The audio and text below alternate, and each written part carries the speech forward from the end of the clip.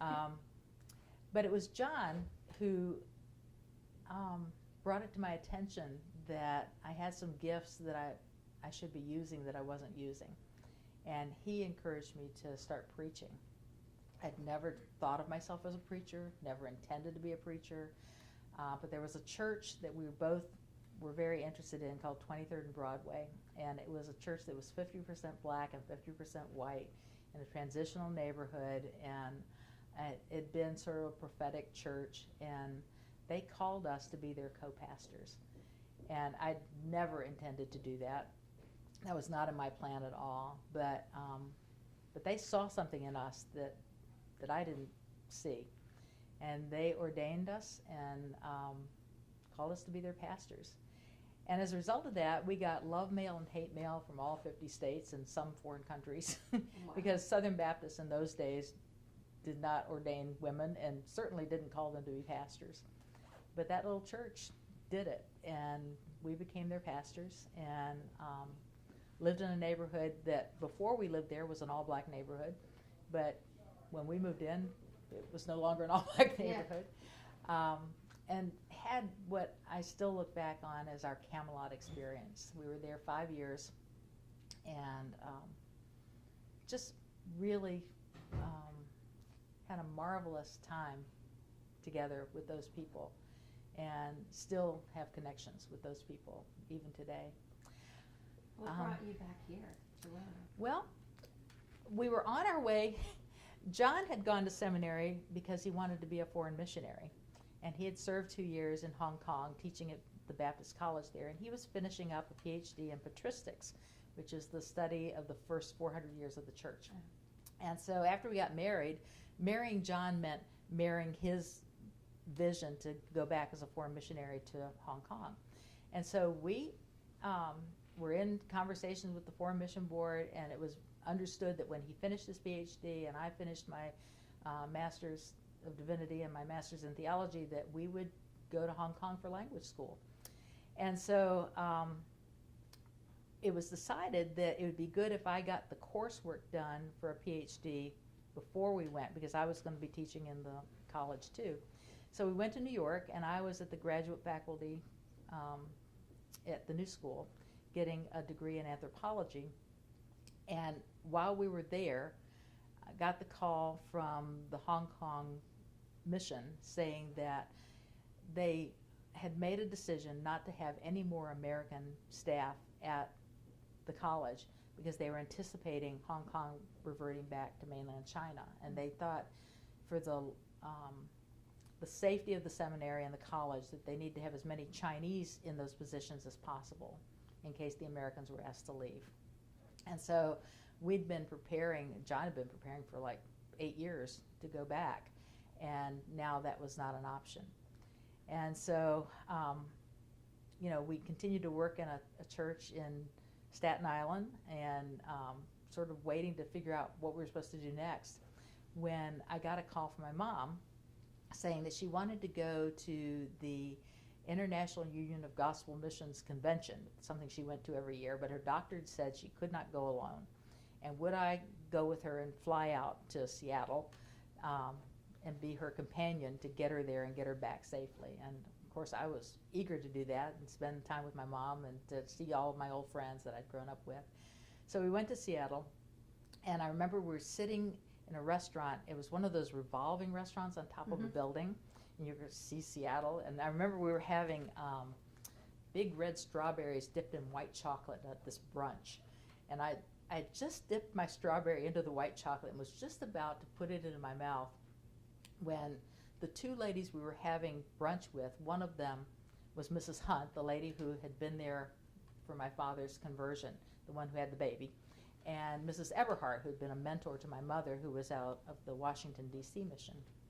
And my mother was explaining that her health was bad, and my brother just didn't seem to think that he should come back, that it was not, she kept praying for my brother to come back and run the mission, but he just didn't think it was the right thing. And Mrs. Eberhardt looked at my mother and said, "Lois, you have been praying for the wrong one." And I remember I had a strawberry that was just about to go into my mouth, and they all turned and looked at me, and I was like, And, I was just there listening in. I was just there to be the companion. All of a sudden, they're all looking at me like, are you the one? And I'm going, me? And so I remember we adjourned from the brunch, and we went to Mrs. Everhart's room, and we had a prayer meeting. And at the end of that meeting, it was like an anointing. These 3 women prayed for me that they truly believed I was the one to come and run the rescue mission. And I remember at the moment thinking, could I do this? And my next thought was, how do I explain this to John? He's back in Staten Island with our kids. How do I explain to him that I was just supposed to fly out to Seattle with my mom, and now I'm coming back and saying we need to move to Roanoke, Virginia, and work in a rescue mission? And so I went home, and John said, well, do you feel called to do it? I said, well, I think so. I mean, they all thought I was, so I think so. And he said, well, then we should do it. And so we packed up, and we came here. I had a 7-year-old son, and my baby was 10 days old when we moved here. Kara was 10 days old. And we moved here and moved into a house here in Southeast, and I became the first ever director of development for the rescue mission. And I think I thought that I was supposed to be there as a transition person. I might be there a year or 2, and here it is, 31 years later, and I'm still here. Hey, get rid of me. So, things just started to happen, and the world was changing, and the mission was no longer just for men, it was for women and children, and the needs were just overwhelming, and there weren't enough beds, and we needed this and we needed that, and well, if we're going to have women and children, then we have to have a playground, and then we have to, and it just kept growing and growing and growing, and so here we sit now on this campus that has come about directly as a response to the needs of the people that we serve. We're working with a family, say, we've got everything covered except this. Should we be doing this to help this family? And then we look at each other and we say, well, is anyone else doing that? Should we go to them? And we look around. If no one else is doing it, well, should someone else be doing it? We go and talk to people. And no, they don't want to do it, and they don't want to do it. Well, maybe we're the ones that are supposed to do it. And so everything that we do at the mission has come about that way. We're helping someone, and everything would work if only they had X. If only they could get their medications, if only they could learn to read, if only they could get a driver's license, if only they could get their teeth fixed, if only they could get a haircut, if only if only. And as a result, this has become sort of a one-stop shop. If you're homeless and on the bottom, or if you just got out of jail and you're on the bottom, or if you just had a devastating thing happen and you lost everything, the rescue mission is a place where you can get all the parts needed to get back on your feet again. And that's a wonderful thing. You don't have to run all over town. You don't have to limp along. You do more than survive. You can actually thrive. And that's what we want for people. We want them to thrive. We want them to be the person that God always intended them to be. And that can happen here. I've seen it happen over and over and over again. A person staggers in, just like my dad, and then walks out of here, and they have family and house and car and church, and they become good neighbors and good citizens, and you go, wow, that's a walking miracle. How many people do you think in your 31 years here, and even over your span of life, you've been here since you're born, basically? Yeah, I started out in a drawer. I was born in Louisville Hospital when it was downtown Roanoke. My dad actually paid for me with dimes, because they'd been saving dimes to get the Jesus Saves sign, and they got in the habit of saving dimes. And so once they paid for the sign, then my mom found out she was pregnant with me, and so they saved dimes for me. And my dad went to Louisville Hospital. Homer Bartley delivered me, and my dad paid for me with a bag, $40 worth of dimes. So I'm a $40 baby. That's awesome. I had a dime collection when I was a kid. That's really funny that he had dimes. I had a big jar of just dimes. Just dimes. I loved it. How many people do you think you've helped? I mean, or been a part of their lives over the years? Do you even have an idea? I don't, because in the beginning, when I was a little girl, we're talking maybe 30 to 50 people a night. There have been times here when 460 people were spending the night. You know, and it's not just the people who spend the night, it's everyone who loves them. You know, you get to meet everybody. You get involved with everybody that matters to the people that are here. So when I'm working with a man in recovery, it's not just the man that sits in front of me that I'm working with. I'm working with the wife that loves him. I'm working with the children who've lost him.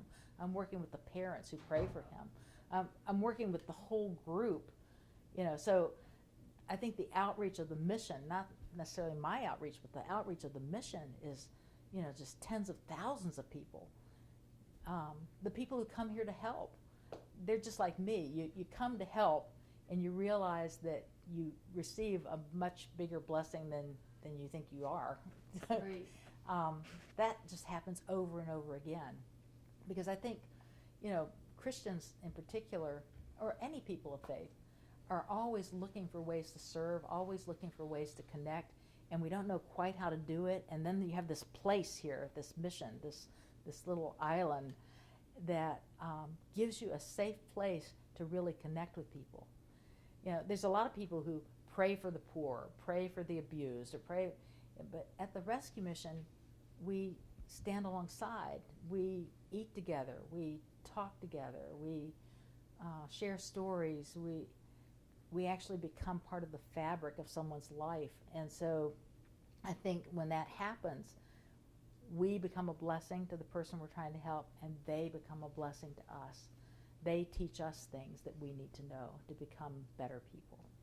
You know, I think when people become CEOs or CFOs or leaders of companies, a lot of times they're very nervous about that role because they're like, oh my gosh, everyone's looking at me. I have to know all the answers.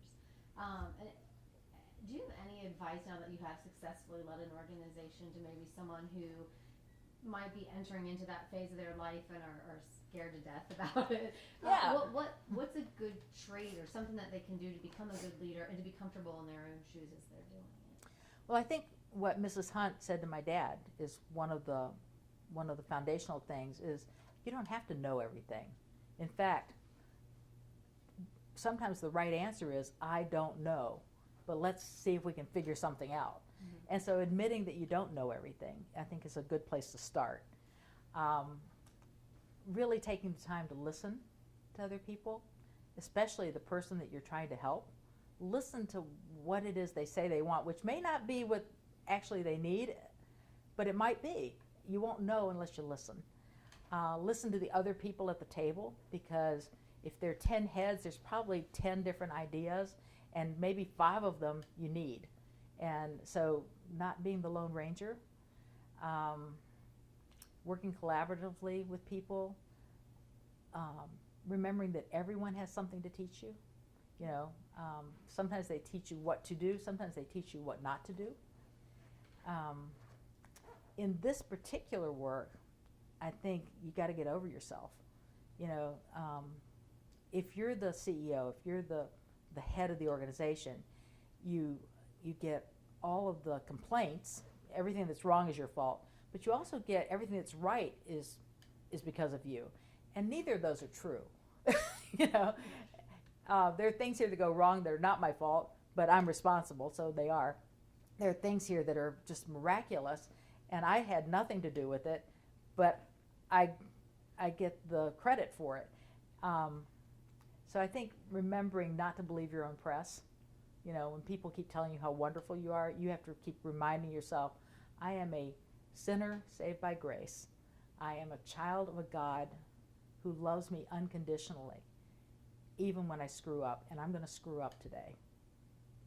Because I do. I screw up every day about something, you know. And so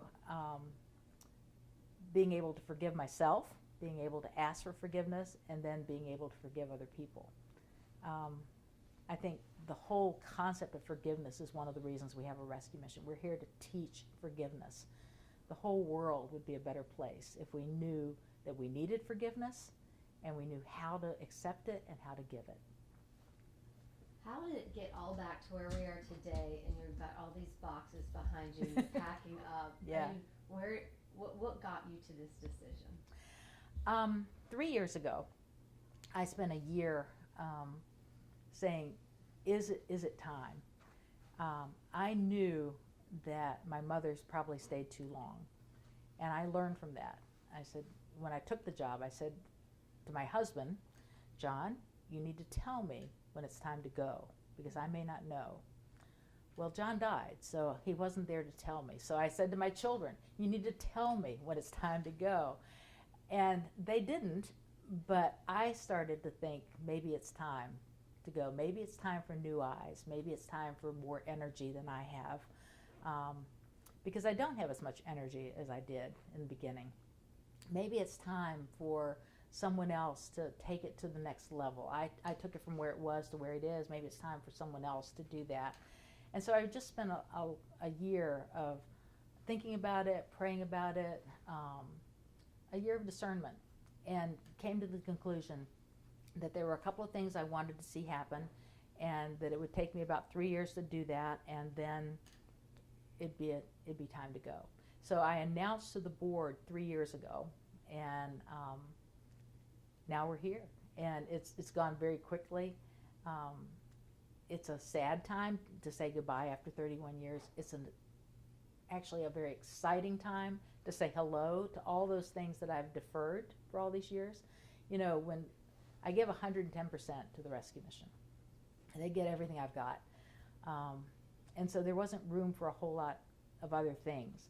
And so I'm really looking forward to being able to take some of those back burner things and move them to the front when I don't have the daily responsibility of this place and the 122 staff members and, you know, several hundred people spending the night and 100 people in the clinic and 600 people in the dining hall and all the things that go on here.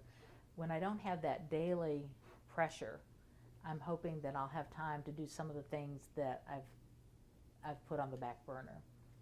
So What do you plan on doing? Everyone wants to know what I plan on doing. And it occurred to me just this morning as I was driving in that I do have some things I want to do. But before I do anything, I want to spend some time on being. And so I think the first thing I want to do is sleep for about 3 days, because I've been running hard for 31 years. And I'd sort of like to sleep for 3 days. And then I'd like to take about a month to just be still and to listen and to pray and just to do some traveling in an interior way. I know a lot of people when they retire, they want to travel out there and see the world. I have a world inside of me that I'd like to spend some time with. And I have a God who is so just so awesome that I want to spend some real quality time without the distraction of the business of the day. Mm-hmm. And then once I finish that, I think there's some things I am called to do. One of the things I'd like to do is I'd like to do some serious writing. I've written the whole time I've been here, and I've had some success with that. I've written a couple of musicals that have had some success. I'd like to write a serious play. I think theater reaches people in a way that, in a unique way, and I'd like to dedicate some time to that. I have 6 wonderful, spirited grandchildren ranging in ages from 18 months to 13, and I would like to spend some time with each one of them separately, sharing with them and being with them and doing some things that only a grandparent can do. Teach some things that only a grandparent can teach. The last thing I'd like to do is there's a housing initiative that I'd like to see happen beginning here in Old Southeast, but maybe spreading citywide before it's over. But I would like to see quality housing for every person that lives in our city. And I'd like to really do something about that. And I think there's some other people younger than me that are interested in doing that too. And so maybe I can take some of my old dog tricks and offer those things to younger people to help them get started in creating quality housing for everybody, because everybody deserves a safe, clean place to live. And as you move on, obviously this is going to be the first time that the rescue mission will be under the hands of someone who's not in your family. Right. How does that make you feel? Well, I think eventually it was going to happen, you know. The board has created a legacy seat on the board, and my son Anders, who has worked in the mission in the past but will not be working at the mission in the future, is going to fill that seat. So they will have a Joy-Sylvester-Johnson on the board, which I think is a good transition. But the mission is so much bigger. It started out as a family business, but it's so much bigger than that. I do think that the legacy that my parents left us, some of the things about the mission being open to every single person, and that every person matters, and that the faith part of the mission is not an add-on, it's the central theme of who we are and why we do what we do. Those things I don't think will change. And I think the board is pretty sincere about that. And I think the new CEO is accepts that and wants that as well. So I don't expect that to change. Other things will change. And, even if I stayed, things would change. So change is part of what the rescue mission does, because we change depending on what the needs of the society are, and the needs of the society keep changing. And so, I hope that the mission will continue to be as flexible as it's been in the past, because I think you have to be. I think it's one of the things the mission can do that other agencies can't do, because we don't take any city, state, or federal money. We have the ability to move on a dime. And so when we see something that needs to happen, we don't have to wait for a law to pass or for somebody in Richmond or Atlanta or DC to make a decision about what happens here. We can deal with it right now, today, and I think that is a wonderful gift to the city, that we are a crisis intervention center, and when the crisis happens, we're right on it, and we can adapt. And I think that's one of the things that makes the rescue mission so special. I think that's all I have. We could probably talk for 2 more hours. Is there anything that you want to add? Yeah. I hope that people who love me, people who love my parents, people who can't imagine the rescue mission without a Joy-Sylvester-Johnson at the helm, I hope those people will support the rescue mission. If you really love us, love what we love. We love the rescue mission, and the rescue mission is going to go on for many, many more generations. And I just want to encourage everyone to continue to support the mission, and to come and volunteer, and to show up for the drumstick dash, and to collect the items, the toilet paper and the aspirin, and all the things we collect, and to donate the coats for Happy Coats Giving, and all of the things we do. I hope people will not only continue, but maybe even do more, because in a time of transition, when you've had the same leader for 31 years, and when that leader succeeded other leaders who were here for over 30 years, an organization needs that rank and file to really stand up and really support what I think is one of the most valuable institutions in the city. This organization can do things that no other organization could do. And when this organization works, the whole city gets better. And that's what I hope people remember, that it doesn't matter if there's a Joy-Sylvester-Johnson here or not. The rescue mission is here, and it's going to keep doing the right things to help people and to help this community be the best it can be.